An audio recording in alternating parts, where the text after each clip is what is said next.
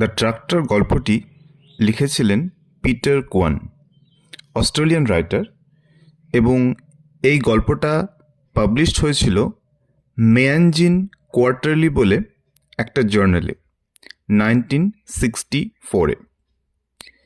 এই গল্পতের শুরুতেই আমরা একটি কাপলকে দেখতে পাই, কেন বয়ফ্রেন্ড, অ্যান দ্য গার্লফ্রেন্ড।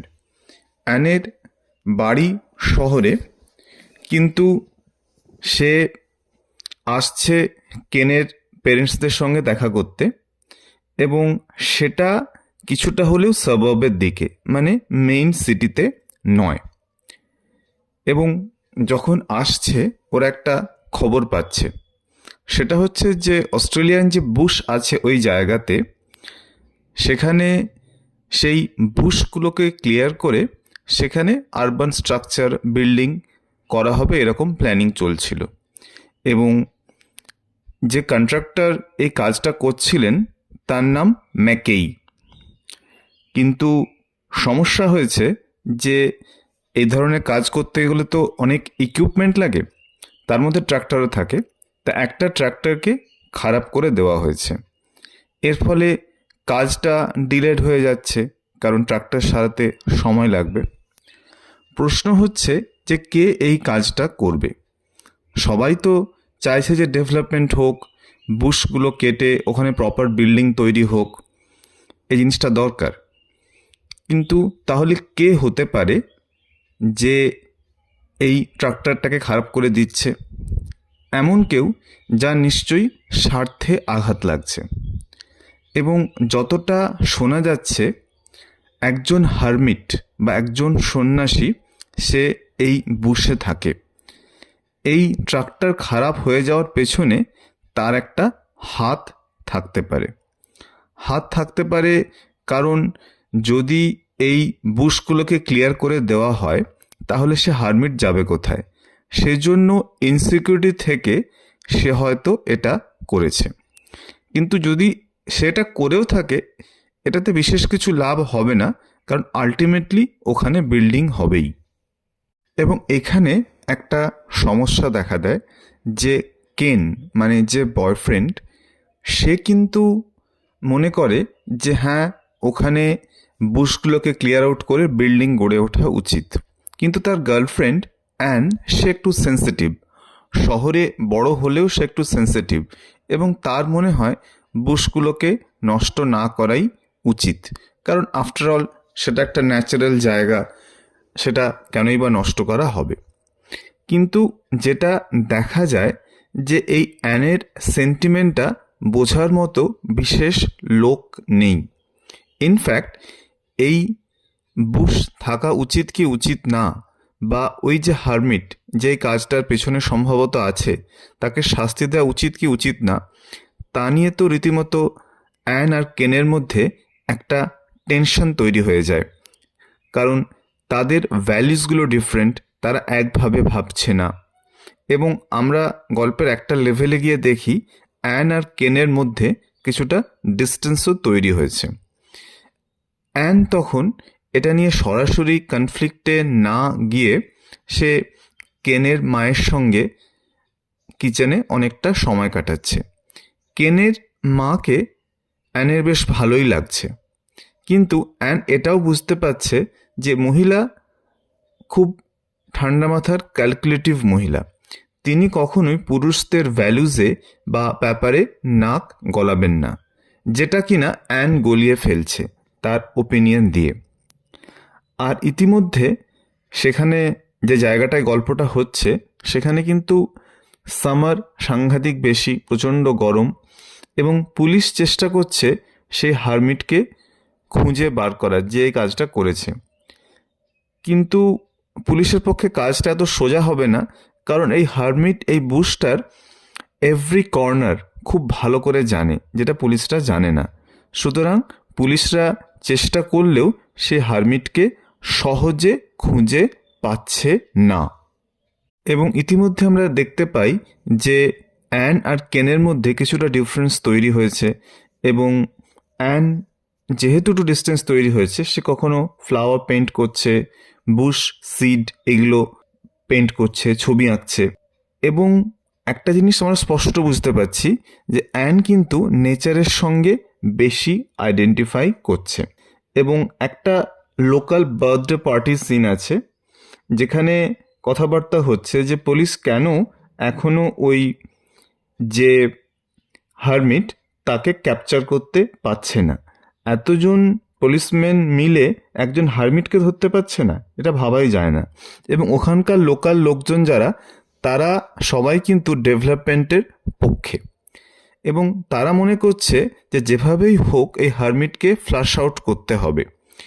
এবং ফ্লাশ আউট করা মানে কি, যখন কোনো অ্যানিমাল একটা জায়গায় লুকিয়ে পড়ে সেই জায়গাটায় আগুন ধরিয়ে দেওয়া হয় এবং সে বাধ্য হয়ে বেরিয়ে আসে। সেরকমই যদি কিছু করা যায় তাহলে ভালোই হবে। এবং অ্যানের পক্ষে কিন্তু আর বিশেষ কিছু নেই। ইনফ্যাক্ট ওখানকার লোকেরা এটাও ভাবে যে অ্যান আদৌ যে লোকাল এলিমেন্টারি স্কুলে পড়ায় বা পড়াবে সেটারও সে ডিজার্ভ করে কিনা। কারণ অ্যান বলছে বা মনে করছে যে না, সেই হারমিটকে ডিস্টার্ব করা উচিত নয়। ট্রাক্টরগুলো খারাপ হওয়ার বা ট্রাক্টরটি খারাপ হওয়ার 1 সপ্তাহ কেটে যায়। তার সেই 1 সপ্তাহ পরে অ্যান বেরিয়ে পড়ে পেইন্টিংয়ের ইকুইপমেন্ট নিয়ে, কিন্তু পেইন্টিং করতে নয়। সবার ধারণা হয় যে সে পেইন্টিং করতে যাচ্ছে, সে কিন্তু মোটেই পেইন্ট করতে যাচ্ছে না। সে শুনেছে যে সে হারমিটকে হয়তো খুন করা হতে পারে, এবং সে ভাবছে যে হারমিটটার সাথে যদি দেখা হয় সে হারমিটকে সে সাবধান করে দেবে এবং পালাতে বলবে। কারণ সে তার হাজব্যান্ড, অন্যান্য পুলিশম্যান এবং লোকাল যারা ইম্পর্ট্যান্ট লোকজন, তাদের কথা শুনে বুঝতে পেরেছে যে সে হারমিটকে এত সহজে ছাড়া হবে না। এবং এখানে একটা জিনিস ঘটে যে অ্যান যতই সে হারমিটের প্রতি সিম্প্যাথেটিক হোক, সে তো একটি মেয়ে এবং সে শহরেই বড় হয়েছে। সুতরাং এই প্রচণ্ড সামারে, আগেই বলেছি গল্পটা গ্রীষ্মকালে হচ্ছে, এবং সেই গরমে সে অলমোস্ট অসুস্থ হয়ে পড়ছে। এবং এতটা জায়গা হাঁটা তার পক্ষে এতটা সহজ হচ্ছে না, কারণ সে কখনো এইরকম বুশে ঢোকেনি বা এক্সপ্লোর করেনি। প্রায় অজ্ঞান হয়ে যাবে এরকম অবস্থা, রাস্তা হারিয়ে ফেলেছে। হঠাৎই সে হারমিটকে দেখতে পাচ্ছে। এটা একটা গল্পের টুইস্ট বলা যায় যে এতজন পুলিশ মিলে যাকে খুঁজে পাচ্ছে না, একজন মেয়ে তাকে পেয়ে গেল। এবং সেই হারমিটকে দেখা যাচ্ছে সে অত্যন্ত রোগা হয়ে গেছে, হাতগুলো ভীষণ রোগা, চুলে জটা, এবং হাতে কিন্তু একটা রাইফেল মানে অস্ত্র রয়েছে তার কাছে। অ্যান বলতে চায় যে তুমি এই জায়গা ছেড়ে চলে যাও, না হলে তুমি বিপদে পড়বে, কিন্তু অদ্ভুতভাবে হারমিট সে অর্থে রেসপন্ড করে না। মানে অ্যানের যে ওয়ার্নিং সেটা সে বুঝতেই পারে না। সেদিন বিকেলবেলা গুলির শব্দ শোনা যায়, মানে ঠিক যেদিন দুপুরবেলা অ্যান ওই হারমিটকে দেখেছিল। গুলির শব্দটা কিসের? অ্যানের বয়ফ্রেন্ড কেন জানায় যে হারমিট পালাতে চেষ্টা করেছিল এবং সে একজন পুলিশের উপর গুলিও চালিয়েছিল। পুলিশরা কাউন্টার ফায়ার করে এবং তাতে হারমিটের মৃত্যু হয়। অ্যান কোনো কথা বলে না, এবং গল্পের শেষে আমরা দেখি যে অ্যান আর কেন তারা গাড়ি চালিয়ে টাউনে ফিরে যাচ্ছে, মানে তারা যেখানে থাকে। গল্পটিকে 3টে অ্যাঙ্গেল থেকে ডেসক্রাইব করা বা এক্সপ্লেন করা যেতে পারে। প্রথম point, the Australian Bush. Bush মানে ঝোপঝাড় বা জঙ্গল, এবং জঙ্গলের সঙ্গে যে রোম্যান্টিক ব্যাপার আছে এখানে কিন্তু সেরকম কোনো ব্যাপার নেই।